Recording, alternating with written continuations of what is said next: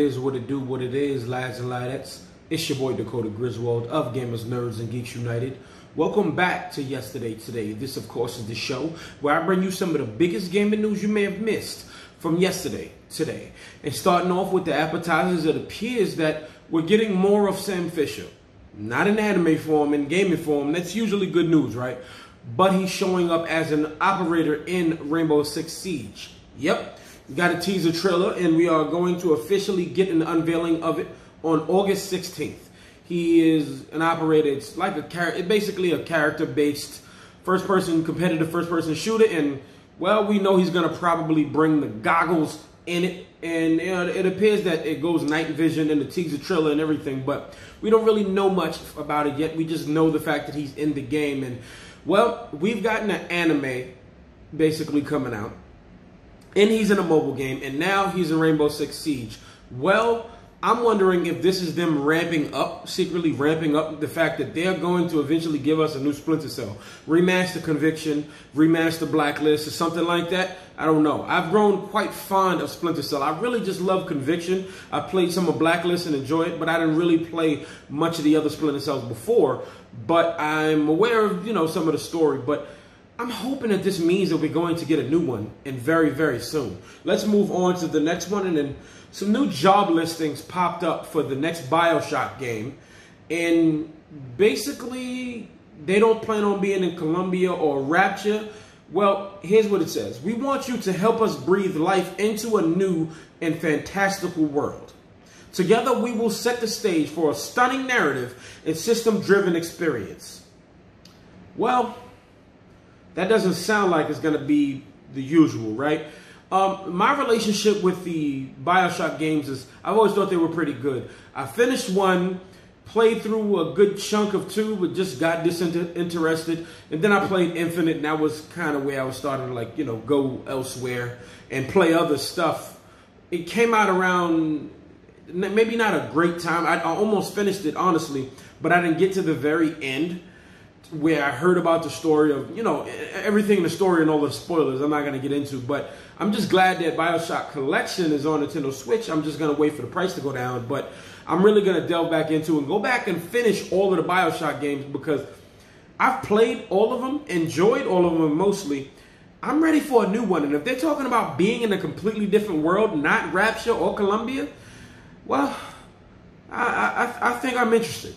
Let's move on to the next story. And Vampire the Masquerade's Bloodlines 2, and that is a very, very long title. They basically decided to push their game into 2021. I was never 100% sure myself that it was coming out this year. It looked good, but it didn't look like enough. We haven't heard from it in a while, but honestly, this has been both a good and a bad bad year for games. Like this year, stuff has been getting delayed, pushed back, but we're still getting some really, really good games coming out. We're getting a new Tony Hawk game. We're finally getting Cyberpunk 2077. Assassin's Creed, Watch Dogs. We got Last of Us and Ghost of Tsushima, despite COVID-19. So it's still a pretty good year for gaming, and I'm glad, hey, maybe there actually wasn't any space for this game this year. Maybe it was too many high-tier games, and maybe they just want more time to polish it up. I'm not really a big fan of this series. I've heard of it, I've been interested in it, and I'm thinking this is going to be the first one on consoles anyway, so I'm really interested in seeing where this is going. Please, take all the time that you need. We have enough games to worry about right now. Go ahead and move into next year. Hopefully a COVID-free, pandemic-free world where everybody can go working back into the office, or they get better kits to start working from home. So take your time with this. Next piece of the appetizing, well, I know we all like Zelda games here, right? Well, what about Zelda-like games? You ever play Oceanhorn? That was more like top-down Zelda. Well, Oceanhorn 2 is more like Breath of the Wild. Yeah, why not, right? Some people who have already played Oceanhorn said it was a pretty good game. Good Zelda clone.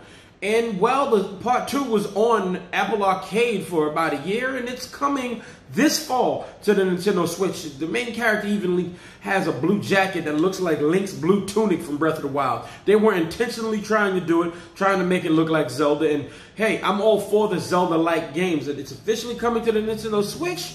And, well, you know me, I'm going to wait for a physical version. It says eShop right in the trailer, and it does look good. It looks pretty smooth and everything. But I'm really hoping that it does get a physical edition of it because, you know, why not? Moving on to the next chunk. Well, 3D Realms, you know, the people that made Duke Nukem and stuff. Well, they announced a retro first-person shooter event. Yeah, a bunch of games. This is going to happen, of course, in September. A bunch of games, just old school games. We'll put it this way. A bunch of new games made in an old school way. You know how Duke Nukem is? Yeah, think Ion Fury. That's the most recent game that I have played that's very much like it. Game is quite hard, I honestly will say, but it's very, very fun. Waiting for the physical edition on that. And honestly, they're having, I can't imagine what they're going to do. We're not, of course, is not going to get another Duke Nukem game, but we might get another game that's similar to Duke Nukem, and we might get him as a featured character, because as they did with Bulletstorm, and it even came to the Switch. So I'm actually interested in it. So we got 1C Entertainment, Night Dive Studios, and Slipgate Ironworks. They're working on some games. Night Dive are the ones who did the Turok remasters. And I'm interested because I like those Turok remasters. Why not, you know? Now, let's move on to the real meat and potatoes of the stories. And, well, it appears that Fall Guys is becoming quite the spectacle. The game's been out maybe a week, and everybody's deciding that they want their skin in it. Everybody from the interesting to the good to the boring to the really, really insane looking, right? First, KFC Gaming tweeted at them with the Colonel Sanders bean. I guess that's what they are in Fall Guys. They're walking beans, maybe? Correct me in the comments. It's all good. And it's a little cute little Colonel Sanders with glasses and everything. It really, really looks interesting. And then, of course, the boring is just Walmart. They want a stake in it, and they basically have a Walmart vest. That's cool. But then GT Omega, the guys that make those gaming chairs, they have this ridiculous creation of he's just basically wearing a chair, walking around. Yeah, I mean, it's exactly what it says. It's actually hilarious. But then we got Get Well Gamers. They're basically a charity, and they have their logo on their belly. Kind of look like, reminds you of Care Bears. It's really nice. And then, of course, we got Konami. All right, now most of us, when we hear about Konami, it's like, oh boy, what are they doing? Making more pachinko machines or whatever. Nope. They said here, look, we got some snake skins.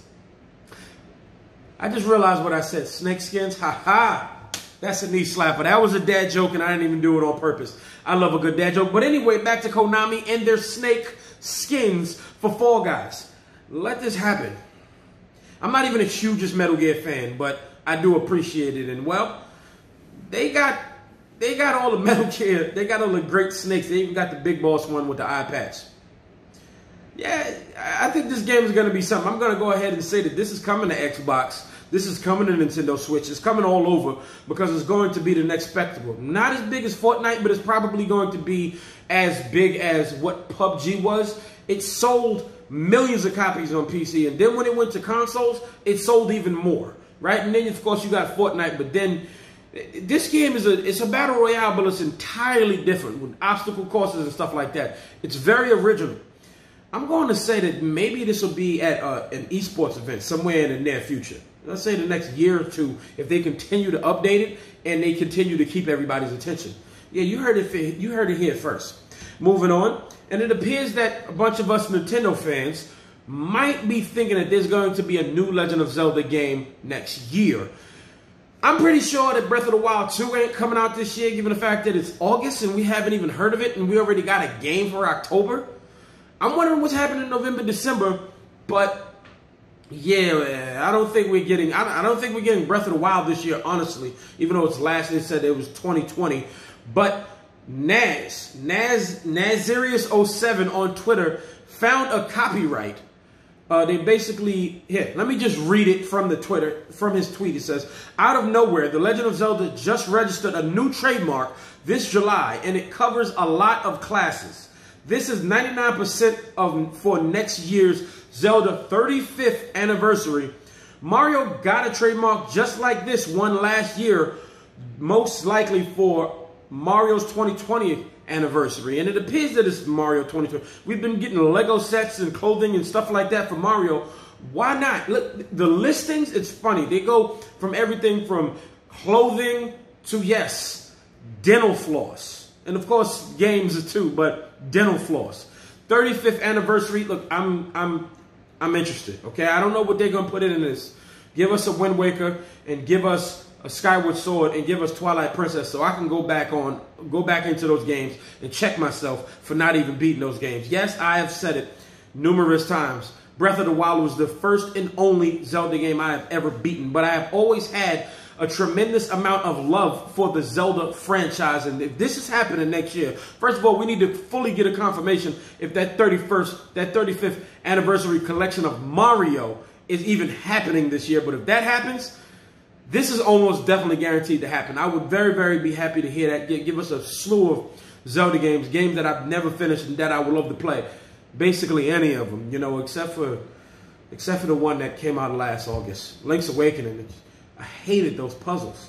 Even if I can look on YouTube, I played through a chunk of that game and enjoyed it, but it was just some of those puzzles just like, why do they hate us? I don't understand.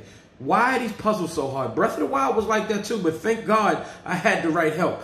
Moving on, I'm happy about this. Let's really hope that we get Mario this year and Zelda next year. I'm really, really ecstatic about this. And let's move on. And Cyberpunk 2077 developers say, we're not really happy with the sword combat in the game. And well, all right, I give it to them. Look, they seem to know what they're doing. They're making a phenomenal, phenomenal game, it appears to be, with Cyberpunk 2077. Seriously.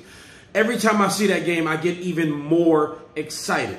Okay, I didn't think it was even possible because most games that came out in the last few years, they were few and far and wide between. They were really great games, and then it was, all right, this game is good, because that's why I just kind of wasn't finishing them. Most of the games that I do finish are from Sony. God of War, Spider-Man, Last of Us. Now I'm working on Ghost of Tsushima. I'm not putting that down. Let's move on. Cyberpunk is said to be a really big game, right? And I've said on this channel before, I don't really do well with open world games, but I'm doing pretty well with Ghost of Tsushima, and this might be gearing me up, in a sense, for Cyberpunk 2077, because that's open world and you can make decisions and you got 3 different paths. Maybe I want to play it more than one time. Maybe I play it twice, maybe I play it 3 times. Maybe I'm just that crazy. But they said they're not really happy with the melee, and they think that they'll be able to fix it in the proper amount of time. They have, it's August now, okay? We got September, October, November. It's 3 months that we have that they feel like they can work on it. And even then, when it goes gold, they send it out, give us a little patch. It doesn't look super bad, but then I'm not a developer. I'm not a guy who's doing it. I'm just a guy with an opinion on YouTube. Let me read to you the official statement from the Cyberpunk 2077 CD Projekt Red representative, and it says, we're spending a lot of time trying to perfect that, and we're not 100% happy, mostly with visual feedback on the hits on the melee. So we're still working on it. He also goes on to say, it wasn't an easy task since we basically come from a pedigree of creating other games, other types of games. It was also a big part of our development to actually figure out, how do you do melee in a first-person perspective? We're working on it. Melee isn't always done so well in a first-person perspective. The only game, at least for me, that I really, really enjoyed it was the Chronicles of Riddick game. Honestly, the melee, the left, the right, the uppercut. I was literally in fighting tournaments, fighting people. It felt really good. The countering system was something to get adjusted to, but that game was ahead of its time. It was on the original Xbox, and it was just, it was done so well, and I think they could probably go with that because I really see those similar controls being implemented into this game. So please take the time, go ahead and do it. Please, I still want this game on November 19th. No games here, baby. No games here. And I will be playing it probably on a PS5. I can't front. I'll have to see. Hopefully we find out what system comes out first, and then I'll see if I could transfer it from my PS4 to my PS5. Or I'll just have to get my PS5 system because I might not be getting a Series X right away. And I am absolutely going to tell you why. Well, Halo is officially delayed into 2021. That was your big gun for the fall, for your big console release. And you ain't getting it. This is sad. Not holding anything against you, I understand. A lot of people did not like the way this game looked, and I kind of saw this coming, but I still hope that it wouldn't happen. I'll be perfectly honest with you, but given the fact that whatever they're looking for, it's probably going to take them. It doesn't even say when in 2021 it's coming. It just says we're moving it to 2021, and I'll read an official statement. It says, "Today I want to share an important Halo Infinite development update with the community. We have made the difficult decision to shift our release to 2021 to ensure the team has adequate time to deliver a Halo game experience that meets our vision." Understood. No problem. The pandemic sucks, and it's being harder to work from home. Absolutely. But seriously, what does the Xbox have? They also confirmed today that it is officially condensed into a release window that is officially coming out on November, not on a date, excuse me, in November. What are they launching aside? Besides, they're gonna have some other games, but none of them are Halo. Halo is Xbox. That's Xbox's mascot. I don't know what PlayStation's is. Maybe it's Nathan Drake. Nintendo, it's Mario. You know, it's just, I don't know what they're going to do. Basically, they said they're launching it. They're going to still launch Xbox in November. No Halo, of course, but they did say there will be more than 50 new games planned for this year. Literally this year.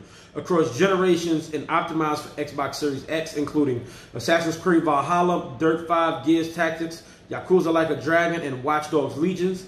Then they also said new games developed for Xbox Series X and launching with Xbox Game Pass include The Medium, Scorn, Tetris Effect Connected, and more. And then there's more than 40 popular games newly optimized to move on. Ori and the Will of the Wisps, Madden, Destiny, Forza, Gears, and yeah, okay. Still, if the Xbox Series X is going to be $500, that doesn't sound like a reason I want to get an Xbox Series X. Those are probably going to be also on the Xbox One, and you can just play it on Game Pass. It's just probably better versions of it on the Series X, but that doesn't warrant $500 out of my wallet. They haven't even said how much it's going to cost, but I'm not giving them $500. And then if they absolutely confirm the Series S, I still don't want to give them my $300, because if that's a possible option, because it's just, why? You know, if it still plays the games that I have right now on my Xbox One, my One X, I should say, the most powerful console currently out there right now, I don't really have an interest yet. Maybe when the bigger games that makes it feel like I have to have the Xbox, yeah. But then again, I'm a sucker and I have fear of missing out. I'll probably just get one maybe before the year is out. Maybe I'll get one for Christmas. Put that on some of my relatives. But it doesn't really look good for Xbox. But I'm really hoping they can turn this around. They bought all those studios.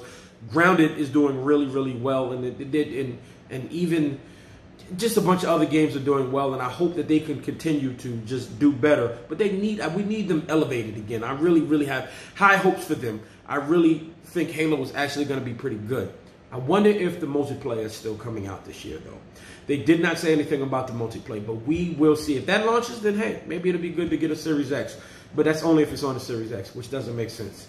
Lads and laddas, thank you so much for watching. Let me know down in the comments below what you think about all this. The Halo being delayed into 2021, Xbox officially confirming that it's coming out in November, and CD Projekt Red not liking how they feel about the swordplay, and of course the possible 35th anniversary of Zelda. Let me know down in the comments below about all of that. Go ahead and hit the like button if you like that. If not, hit the dislike. It's all good. I still love you.